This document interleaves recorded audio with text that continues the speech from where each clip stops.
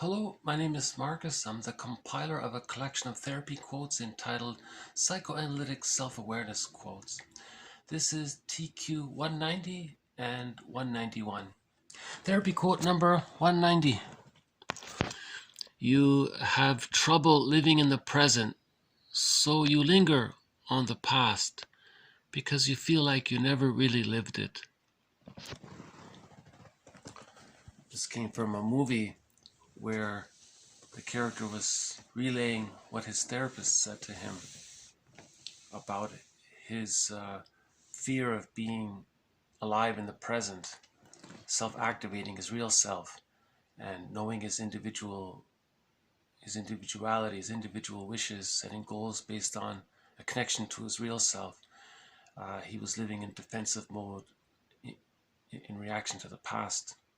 So it's an interesting way of putting it. The therapist said, you have difficulty self-activating in the present, living in the present, because you're caught in the past.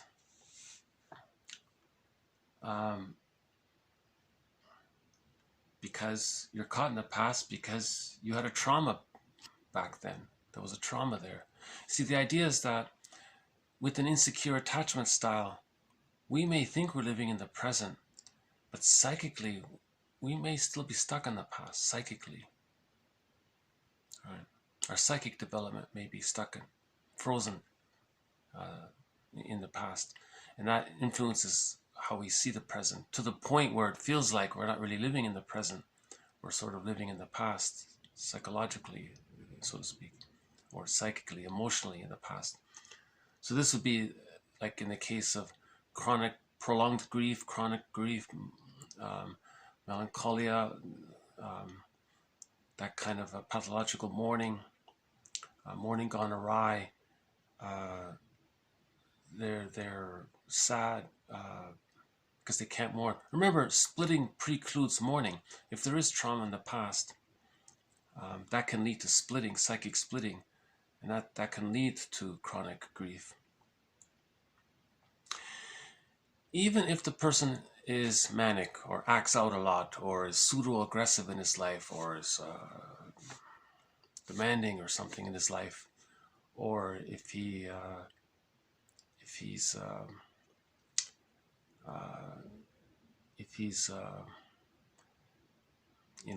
adopts sort of a bullying behavior, or even if he's aggressive that way, it may be he's still in. The theory is he's psychically, that's in response to the psychic past. See, manic behavior is a defense against the sadness of the past. That's why they call it manic depressive, right? So that kind of artificial activity is a defense against feelings we can't feel, right? So this 190 I mentioned would be a follow-up to 189, which was a follow-up to 186 to 188. So 186 to 189 was about was trying to explain a little bit about how the defense mechanism of splitting can influence a person in the future. So if a person is projecting something about himself onto others and then uses a rationalization, any false lie, any excuse, it doesn't matter. He'll believe anything because he needs to believe it. He needs to believe his fake lies, false logic, the appearance of logic. It doesn't matter because he has an emotional need to externalize the feelings, get the feelings out, because that was the template he learned as a baby to deal with anxiety. So doing that outwardly is an extension of what the baby did. But as an adult, he has motor skills, he can speak, so there can be more anxiety. There's more of a... I'm not fully sure why an adult would use projective identification just because the baby did it to deal with anxiety. That's the theory of psychic structure, it's stuck there. It's like crystallization, so the therapy is about healing psychic structure, building psychic structure, healing it, and restoring it and repairing it. That's what Kristen Wilson meant when she called for a moral revolution, to heal our psychic structure, to heal our inner world, right? Because our psychic structure can influence our thoughts, feelings, and behavior as an adult. So a person with this psychic structure, the splitting, looks outside and will make up any excuse. Doesn't matter. He may even know it's a lie. It doesn't matter. He needs a scapegoat or someone to blame in order to express the anger he couldn't express when he was a baby. So he's projected the rejecting image of the mother onto someone or something else, and then discharged the anger towards the mother to the safe, non-threatening substitute other. Okay, the non-threatening other. So it's safe, he feels safe to do that. But what he's doing is he's trying to deal with the anxiety that he still carries from the psychic structure point of view. So even if he's aggressive in that way, he's not really living in the present. He's responding to the past, the psychic past. He has trouble living in the present. It looks like he's living in the present. It may be very full of adrenaline and all that, and full of stress hormones and all that. But from the psychic point of view, he's lingering in the past. He's caught in the past. Because there was trauma there. He never really lived the past. See, when you're traumatized in the past, we can't really say you lived your past. Right? Because you disassociated, so you didn't really experience your past. That's why he's caught there. That's what this therapist means by that.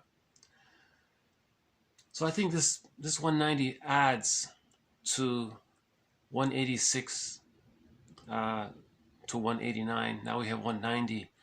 Maybe that little thread, as awkward as I presented it, I think it does kind of vaguely describe what's going on with people with behavior that's harmful. Their intention is to master the trauma. It's called repetition compulsion. It's a convoluted intention, but that's the theory of repetition compulsion. It's like a broken record. You see, they're trying to heal from the trauma of childhood. That's why the previous video we talked about the importance of mother providing a safe extended womb from birth to 6 months, and then from 6 months to 3 years, so that there isn't psychic splitting, right? Which leads to projective identification, which leads to externalization, which leads to scapegoating, and even to manufacture problems out there to justify expressing the anger towards the mother outwardly to preserve the split, because that's the psychic structure, right? Which leads to 191. Projective identification may involve projection onto someone whom the client then attempts to control. So the reason the person with psychic splitting wants to control the other person is because he needs to constantly externalize. If he has a constant externalization of his anger towards his mother, he preserves the crystal structure of the psychic structure of the split representations of other. Other is either the frustrating mother or satisfying mother. So he wants to control the other person, to have a constant source, a constant peg, a constant means of externalizing his anger towards his mother, the frustrating aspect, the frustrating side of his mother, which the baby couldn't do. But now as an adult, he's trying to master that trauma. He's trying to say, as an adult, that he was angry at his mother, but he couldn't do it as a baby. See, this is why we're This is what 190 is about. He's stuck in the past. He's still trying to heal from a trauma from the past. All right. That represents, that's a mirror of the splitting psychic structure. To control someone outside.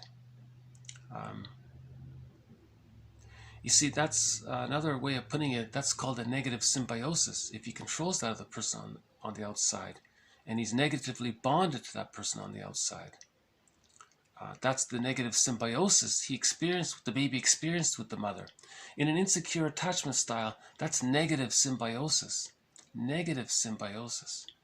You need safe symbiosis to achieve the psychological birth, to have an identity, personal psychological identity. There's biological birth and there's psychological birth at 3.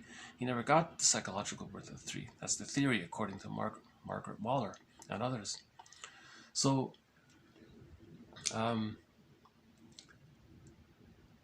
this person who is hyper focused, hyper vigilant on this other person or object or thing or representative, whatever it may be, organization, could be a school, a company, whatever he's projected bad mother onto.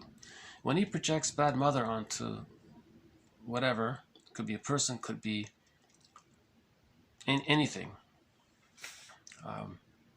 then that's a negative symbiosis, similar to the babyhood time of the negative symbiosis with the mother.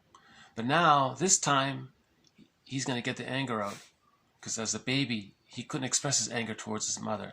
Now he's going to try to resolve that history by getting the anger out towards his mother through a substitute figure.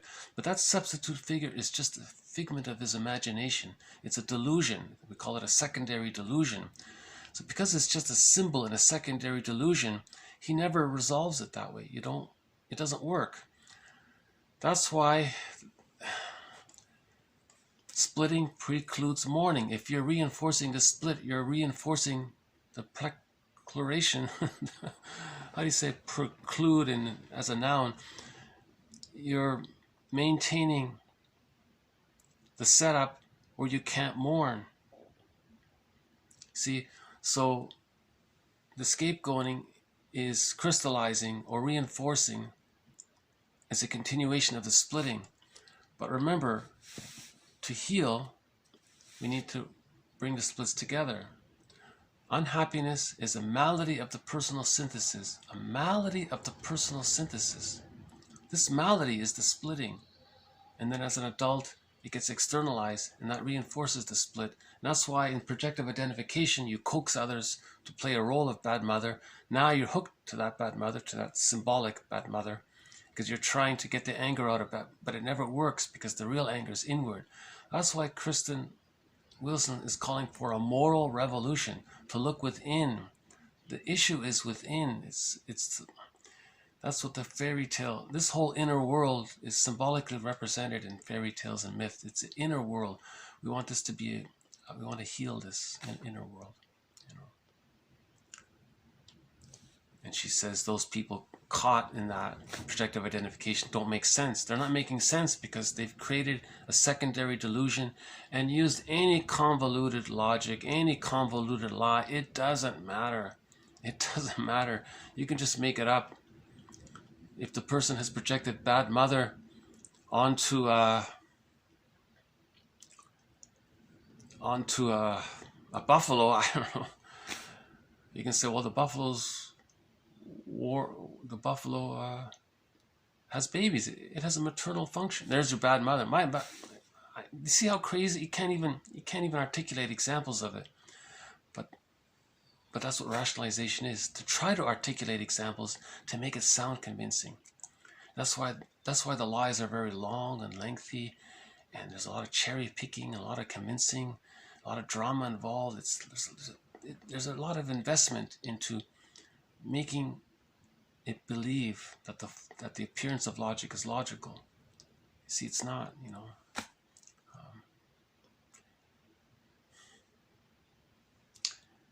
So the journey is to understand how the baby coped with trauma prenatal trauma, birth trauma, situational trauma, intergenerational trauma, situational traumas with siblings and other family members, the dentist with the doctor, school shock, all these. How does the baby cope with all that, and how that's influencing the way the person sees the external world as an adult, and to look within to heal this psychic structure.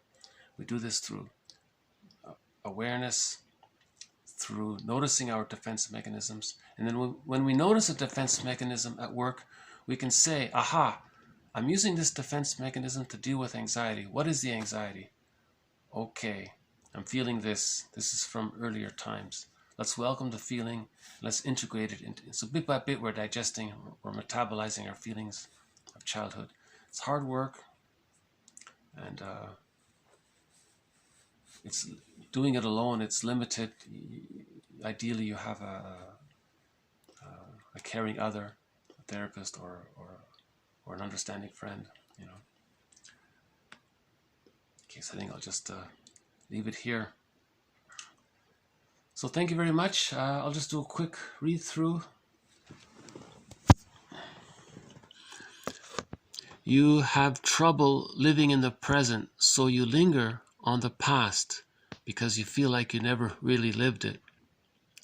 Projective identification may involve projection onto someone whom the client then attempts to control. And again, that quote about 190, you linger in the past. Even though he's pseudo-aggressive in the present, he's lingering on the past. You see?